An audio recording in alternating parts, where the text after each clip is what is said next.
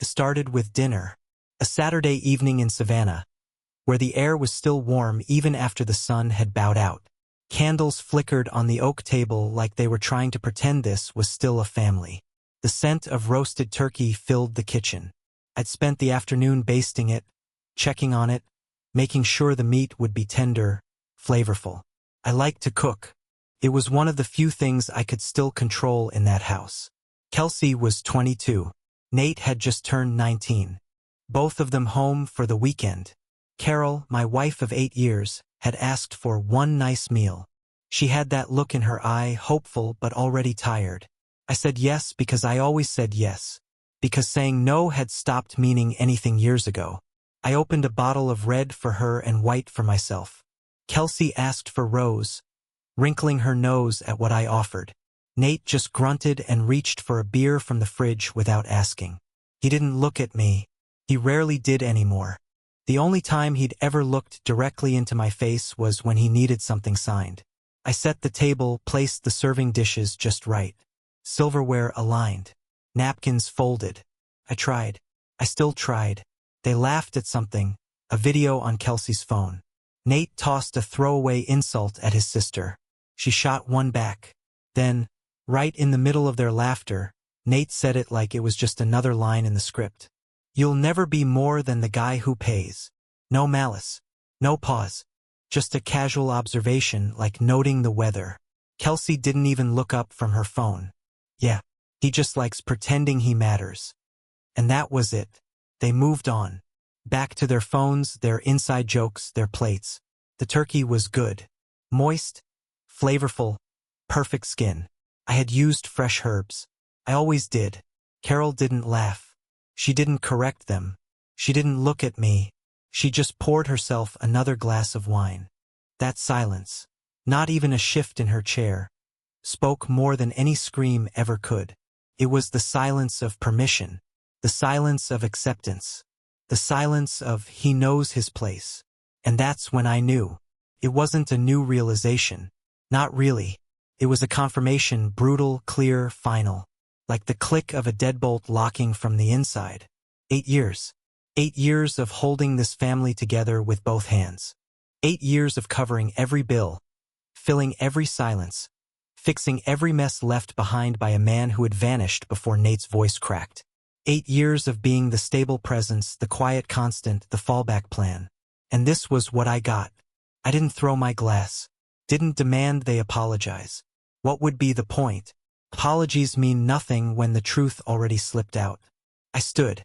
I walked out of the kitchen, past the entryway where Nate's shoes had been for 3 days, past the family photo from 3 summers ago, all 4 of them on a beach in Tybee Island, me behind the camera, forgotten. I walked down the hallway, the one I painted myself 2 winters ago while they watched movies in the living room. I sat at the desk, the one I had built with pine and sweat in the garage that still smelled like oil and wasted afternoons. I opened the laptop. First, I just stared at the screen. Not because I didn't know what to do. I did. I had always known. I just needed to reach the point where the silence was louder than the hope. It was. The browser opened to my bank dashboard. I knew the numbers by heart. Kelsey's tuition, $12,476 remaining this semester. Nate's car insurance, $147 a month. Dental bills, Spotify family plan, Hulu, Netflix, Amazon Prime, iCloud storage, the shared phone plan. Passwords were saved. Autopay toggled. All of it running through me, the man who didn't matter. One by one, I shut it all down. Kelsey's university portal. Cancel payment plan. Confirm. Nate's insurance. Remove card on file. Confirm. Verizon Wireless. Cancel shared account. Confirm. Netflix. End subscription. Spotify. Remove family member. Apple. Disable payment sharing. I moved with the precision of a surgeon. Not out of spite. Out of finality. The clean cut of a rope that had frayed long ago. There was no anger in it. Just clarity. They had drawn the line. They had told me who I was. I was the guy who pays. So I stopped. I deleted my name from every emergency contact.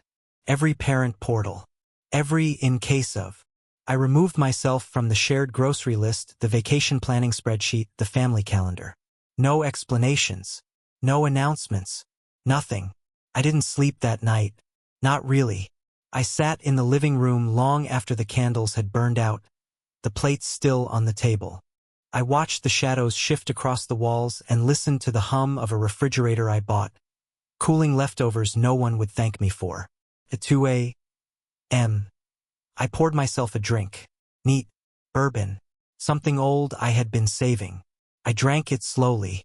Around 3:15, I walked back into the kitchen. Carol's wine glass still had a mouthful left in it. Nate's plate had turkey bones scattered like the aftermath of a failed hunt. Kelsey's phone charger snaked across the table. I looked at all of it, the evidence of a family that had never truly made room for me, and I finally felt nothing. I cleaned up, wiped the counters, loaded the dishwasher. I always did. Not because anyone asked, but because I believed that if I just gave a little more, they might one day see me. They didn't. They never would. By the time the sun rose, the only thing left in that kitchen that belonged to me was the silence. Morning came like it always does, unbothered, unmoved. The sun cut through the blinds over the kitchen sink. The same sun that rose the day I married Carol. The same sun that lit the moving truck 8 years ago when I carried her children's boxes up the stairs, trying to convince them, and myself, that this house would be different. Nate was the first one down. He didn't notice anything. He grabbed my mug, from the drying rack, poured himself coffee, took the last of the half and half without checking if anyone else wanted it. Sat at the island scrolling through his phone like the room belonged to him and I was just passing through. I watched him from the corner of the living room, hidden by the archway. Not a word, not a glance, like I wasn't even there. Kelsey came down next. Music already playing from her phone, Bluetooth speaker crackling in her tote bag. She wore one of Carol's cardigans, sleeves hanging past her wrists. She didn't say good morning. She never did. Just hummed to herself, opened the fridge, groaned about the almond milk being the wrong brand, and disappeared into the bathroom with the door swinging half shut behind her. No one noticed the silence. No one asked why the lights weren't on in the dining room, why the porch light still glowed in daylight, why the thermostat blinked with a red alert. Subtle things. The things I always took care of. By 9 a.m., I had read the paper cover to cover. Not because it mattered, just because it was there. I kept my back straight, kept my hands still. I didn't want to tremble even if no one would see it. At 9:47 a.m., the first call came. University billing office. I didn't answer. The voicemail was exactly what I expected. Tuition payment failed. Late fee pending, please contact our office. At 10:12, Nate's insurer. Same message. We are unable to process the monthly automatic deduction. At 10:33, a text from Kelsey. Did you cancel my payment? Why is my account frozen? I didn't respond right away. I stood, poured myself fresh coffee. The good beans I kept hidden behind the old cereal boxes. Sat back down. Typed, you said I was nobody, so now I am. No emoji. No period. Just clarity. At 11:02, Carol called my name from upstairs. Her voice had that flatness. Not quite concern, not quite annoyance. The tone she used when a light bulb had burned out or the Wi-Fi needed resetting. I didn't answer. She came down 10 minutes later, still in her robe. She looked tired, worn. Her eyes drifted to the calendar on the wall. A dentist appointment circled for Nate. She said nothing, made herself tea. She didn't ask if I had heard from the billing office. Didn't mention the missed payments. But I saw her eyes linger too long on the kitchen counter where I usually left the receipts. That's when the damage control started. By noon, she was scribbling on a legal pad notes, numbers, contact info, flipping through drawers for login details, muttering under her breath. Her phone buzzed every 5 minutes. Kelsey shouting from upstairs. Nate pacing the hallway, phone pressed tight to his ear. Yeah, I don't know, the payment didn't go through, he said. My mom's calling the bank now. I wasn't mentioned. At 12:46, Carol cornered me. She held the notepad against her chest like a shield. "We're sorting it out," she said. Her voice was calm. Too calm. That dangerous kind of calm that comes right before something shatters. I nodded. She blinked. Waited for something. An explanation. An apology. Maybe even a fight. I gave her none of it. "What happened?" she asked, quieter now. "You heard what they said. They were just. They meant it." Her lips thinned. "They're kids. They're adults. With bills. With mouths. And with a father who isn't me." Carol's eyes flickered. A wince. Like I had hit bone. But still, she didn't disagree. That was the worst part. By evening, the house had changed. It wasn't loud anymore. No music from the shower. No sarcastic remarks over dinner. No passive-aggressive clatter of silverware. Just the low hum of a dishwasher I hadn't loaded. Nate sat at the kitchen island, scrolling in silence. Kelsey was on the couch, wrapped in a blanket she didn't offer to share. Carol paced the dining room, phone to her ear, whispering. I poured myself a drink. Whiskey. 2 fingers. No ice. "I don't understand what you're trying to prove," Carol said, finally turning to me. "I'm not trying to prove anything." "Then why?" "They said it themselves. I'm not their father. I'm just the wallet." So I closed the wallet. "You know that's not what they meant." "Then they should have said something else." Silence again. Kelsey stood in the doorway. She looked smaller than usual. Uncertain. "Is this forever?" she asked. I sipped. Didn't rush. Let the moment stretch until it was uncomfortable. "I transferred money to Jane this morning," I said. Carol's eyes darted up. Kelsey frowned. "Jane?" she said. "Why?" "She's my daughter." She never needed to ask if I counted. It landed harder than I expected. Kelsey's shoulders pulled in, like she'd been slapped. Nate turned his chair away. Carol said nothing. I walked out to the porch. The air was cooler now. Still, like the world had been holding its breath. For the first time in years, I wasn't calculating interest rates or filling in their gaps. I wasn't bracing for another week of thankless labor. I wasn't invisible. I was done. They were still inside, waiting for the old me to reappear. The man who paid without being asked, who fixed what wasn't broken, who showed up even when told not to. But he was gone. I had removed myself from the machine, and now it sputtered. Let them feel what silence really meant. Let them sit with the absence. Let them calculate the worth of a man they swore didn't matter. They didn't notice when I left the room. They only noticed when the money went with me. By the 3rd day, the house had changed its shape. Not the walls, not the furniture, but the atmosphere. That was different. It was a house without rhythm now. Without the constant noise of demands and dismissal. Without the background hum of disrespect that used to hide behind sarcasm, behind entitlement, behind Carol's tired smiles. No music in the mornings. No stomping up the stairs. No fake laughter bouncing off the hallway. They didn't know what to do with the quiet. But I did. I had built this home. Paid every brick. Painted every wall.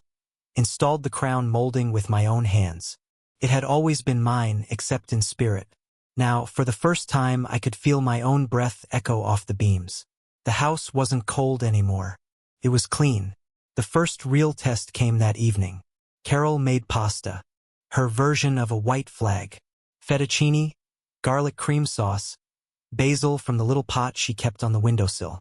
The kind of meal we used to have during the early years, before the lines were drawn, before I knew just how temporary my seat at the table was. She lit candles again, poured wine, even set the table. Nate came down without a hoodie, Kelsey without her phone. Felt staged, like someone had whispered instructions behind the scenes. "Let's talk," Carol said. Her voice wasn't accusing. It was too rehearsed for that. I sat. Not because I owed them a performance, but because I had nothing left to lose. "They're scared," she said. "They get it now. They're scared because the bills came in," I said calmly. Kelsey looked down at her plate. Nate tried a joke. Something about inflation. Nobody laughed. "I'm not angry," I told them. "I'm just finished. There's a difference." Kelsey cleared her throat. I didn't mean it like that. Doesn't matter how you meant it, I said. Matters how you lived it. Nate mumbled. You could have at least said something first. Given us a warning. I looked at him. Really looked. The boy who used to trail me in hardware stores when he was 11. Who cried the first time he got stung by a bee and let me hold him without flinching. You didn't give me a warning when you said I didn't count. Carol tried to interrupt, to smooth it over, to soften the edges. But I kept going. You didn't notice when I walked away, I said. You noticed when the money did. The silence that followed wasn't dramatic. It was hollow, like a house with no insulation. I stood, walked to the sink, poured my wine down the drain. It wasn't worth finishing. They've apologized, Carol said behind me. Desperate, not angry. I nodded. They've apologized to their wallets. She flinched. That night I sat alone in the den. The old recliner that nobody else ever used. Feet up. No TV. Just quiet. I opened my banking app. Transferred a lump sum to Jane. My daughter from a life before this one. A young woman who never once made me feel like a placeholder. The note on the transfer read, You never needed to ask if I counted. When she was 16, she hugged me after every exam, win or fail. She asked for advice, not just cash. She said, thank you, like it meant something. I hadn't realized until now just how much that mattered. In this house, Carol's house, gratitude was replaced by expectation. Affection was conditional. My presence was tolerated only when it benefited someone else. 2 days later, I came home from work and found Carol at the dining table again. Bills spread out. A laptop open. A spreadsheet half filled. She looked up like I'd walked in on something private. I'm trying to figure things out, she said. We'll be okay. I know you will, I said. You always expected to be. That was the thing. They had built an entire life on my reliability, and not once did they ask what it cost me. Nate didn't speak to me after that. He left the kitchen when I entered. He avoided my eyes like I had wronged him. Kelsey was worse. Passive texts. Guess I'll just drop out now, upside down face. No point applying for anything else, right? I didn't answer. If they thought guilt would reel me back, they hadn't been listening. By Thursday, the quiet had become habit. There were no more family dinners. Carol stopped trying. Nate ate in his room. Kelsey disappeared for hours without a word. I didn't ask where. It wasn't my role anymore. I bought groceries, only what I needed. Paid utilities, only my share. Cleaned up after myself. The rest? That was their responsibility now. Carol came into the garage one evening while I was working on the mower. She stood there for a while, arms crossed. They're still young, she said. So was I when I stepped up. They made a mistake. They made a choice. I didn't mean for this to happen. You let it happen. That's not the same. She didn't argue. She just turned and walked back inside. That was the last time we spoke that week. A house full of strangers. But this time I was the one who built the distance. I wasn't trying to hurt anyone. I wasn't looking for revenge. This wasn't punishment. This was boundaries. The kind I should have drawn 8 years ago. That weekend, I got a message from Jane. Thank you, Dad. You didn't have to. 6 words. That's all. I read them 3 times before I responded. I wanted to. That night, I lit a fire in the backyard pit. Sat under the stars with a blanket, a scotch, and the sound of wind in the trees. For the first time in years, the quiet didn't feel like exile. Felt like peace. A week passed. The house remained in its new shape, hollow, restrained, and finally honest. Kelsey didn't bother with subtlety anymore. She left student loan pamphlets on the kitchen counter like traps. Left her laptop open on the table. A tuition deadline flashing in bold red at the top of the screen. A countdown. A threat. Nate tried sarcasm. He wandered through the house sighing louder than necessary, muttering just loud enough. Wouldn't have to worry about this if I had a real parent who gave a damn. They weren't trying to heal anything. They were bargaining with guilt. Carol moved quieter. She still cooked, still washed, but her presence had changed. The rhythm of her footsteps, the way her eyes avoided mine, the quiet panic tucked behind her silences. She had been holding together a facade for years. Now she had to live in the exposed frame. And I felt lighter, not happier, not triumphant, just honest. Honest for the first time in a long time. That's when the messages started. Nate, on a Tuesday afternoon, can you at least finish this semester? It's just one more. I didn't reply. He sent another one the next morning. I'm not asking for the rest of my life. Just a couple more payments. You've already done most of it. Wouldn't make sense to stop now. But that's the thing. It made perfect sense. Because I wasn't a subscription service. I wasn't a bridge they could burn and still expect to stand on. Then Kelsey, you're seriously done? After everything? We're still family. Still family. That word, still, rang louder than the rest. Still, after what? Still, after being told I was nothing? Still, after 8 years of being tolerated for my debit card and not my presence? Still, after being reminded in front of a plate of turkey that I didn't belong? I opened a folder on my laptop I hadn't touched in years. I called it Closure. It had old letters in it. Drafts of things I never sent. Thoughts I was never brave enough to say aloud. A receipt of every swallowed word. I saved her message there. Not out of spite. Out of clarity. I stopped being still family the moment they made it clear I'd never been family to begin with. What they wanted wasn't me. It was the illusion of me, the benefits, the fallback plan. The financial backbone without the respect. You can't erase a man and still expect him to fund your life. You can't call him a wallet and expect warmth. Carol tried again on Friday. She found me on the back porch, reading. She sat beside me without asking, legs tucked under her like we were still close. They're overwhelmed, she said. They're not used to doing this alone. They're not alone, I replied. They have their father. She flinched. You know he's unreliable. So am I now. She didn't laugh. Her eyes flicked toward the yard. I didn't think it would go this far. It didn't go anywhere, I said. It stayed exactly where it always was. I just stopped lying to myself about it. They're scared. They should be. Her breath caught. That hurt. I know it did. But I wasn't here to comfort anymore. She stood to leave but paused. They never asked for this war. No, I said. They just declared it and expected me to surrender. That night I slept deeply. For the first time in years, I didn't dream of conversations that never happened, of apologies that never came. I didn't wake up at 3 a.m. thinking about tuition deadlines or oil changes or whether Nate needed new tires. The strange how rest finds you once obligation leaves. The next evening, the storm came. Jake, Kelsey's boyfriend, stopped by. Tall, too confident for someone who had never made a mortgage payment. He walked into the living room like he belonged there, like he was some emissary for a state of emergency. You really gonna do this? He asked. Do what? Cut them off. Cold. I closed my book. Set it down slowly. Who are you speaking for? I asked. He faltered. They didn't ask me to. I'm just saying it's messed up. You're supposed to be the adult. I was the adult. For 8 years. I paid for everything. I showed up.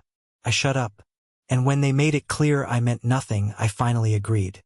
He scoffed. They're just kids. No, I said. They're adults who made adult declarations. So now they live in an adult world. One where actions have cost. He didn't say much after that. Just shook his head and left. I didn't tell Carol about the visit. She already knew. The house was quieter after that. Not peaceful. Not tense. Just resigned. There's a point in every collapse where the dust no longer rises. When the rubble stops shifting and all that's left is air and echoes. We'd reached that point. Kelsey stopped texting. Nate stopped muttering. Carol stopped cooking dinner for 4. They started to rebuild, not with me but around me. Quiet emails. Forms filed. Carol on hold with universities, co-signing emergency loans, calling her ex for help. I let it happen.